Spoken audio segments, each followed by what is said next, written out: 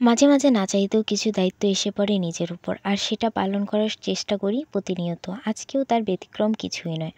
Hello জনগণ, আজ দীর্ঘদিন পর হাজির হলাম নতুন একটি ব্লগ নিয়ে আপনাদের সামনে। আজ ছিল কানাসাসের ইফতার মাহফিল।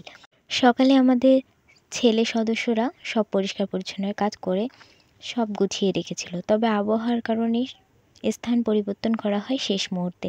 তাদের এত পরিশ্রম যেন বৃথা না যায়, তাই সব সামলানোর চেষ্টা করা হচ্ছিল। আমি পৌঁছেছিলাম ঠিক দুপুর 2টায়। গিয়ে দেখি আশেপাশে কেউ নেই, একা একাই বসেছিলাম। তারপর বিরিয়ানির হাঁড়ি নিয়ে হাজির হলো আমাদের সভাপতি। সব নিয়ে ছুটে চললাম হলরুমের দিকে। তারপর শুরু হলো সব কিছু কাটাকাটি করা। সবাই যে যার যার মতন কাজ করেই যাচ্ছে। দেখে বেশ ভালো লাগছিল যে সবাই কাজ করছে, তরমুজ নিয়ে একটু ফাজলামি করছে। আমি আমার দায়িত্বের জায়গা থেকে কখনোই পিছু পা হতে পারিনি। দায়িত্ব পালনে সবার আগে থাকার চেষ্টা করি। এদিকে এরা তরমুজ নিয়ে ফাজলামি করছে।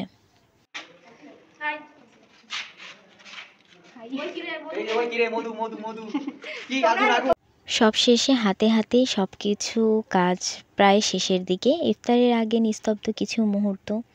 স্থান পরিবর্তনের ফলে সব বড় ভাই বোনদেরকে ফোন করে আবার বলা হচ্ছিল। তখনও সবার মাঝে আলাদা একটা টেনশন, সব কিছু ঠিকভাবে সম্পন্ন করতে পারবো তো? সবাই কি পারবে সব কিছু ঠিকভাবে সামলে নিতে? সবাই কি সুন্দরভাবে মন দিয়ে কাজ করছে, দেখেই বেশ ভালো লাগছিল। ক্যামেরার পিছনেও অনেকে কাজ করছিল, তাদেরকে ক্যামেরায় নেওয়া হয়নি, সম্ভব হয়নি আর কি কাজের কারণে। তাদের প্রতিও আমার কৃতজ্ঞতা ও ধন্যবাদ। সবশেষে আমরা পেরেছি সব কিছু সুন্দরভাবে সম্পন্ন করতে।